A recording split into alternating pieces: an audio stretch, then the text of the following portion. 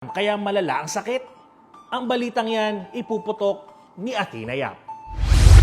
For today's video, ang itatanong ko sa inyo, anong mas pinaniniwalaan nyo? Ang psychic o ang mangkukulam? Maybe both. Alamin natin.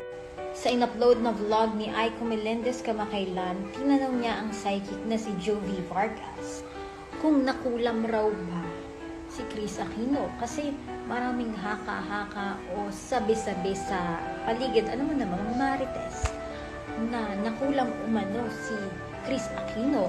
Kaya, ganito na raw kapayat? Ano nga bang katotohanan dyan? At ano ang palagay ng psychic na si Jovi Vargas tungkol sa kalagayan ni Kris Aquino? And the answer is no. Sakit daw talaga ang nangyari kay Kris, walang nangkukulang. Sakit naman talaga, hindi naman madadaan yun sa kulam, ayon sa psychic na si Jovi Vargas.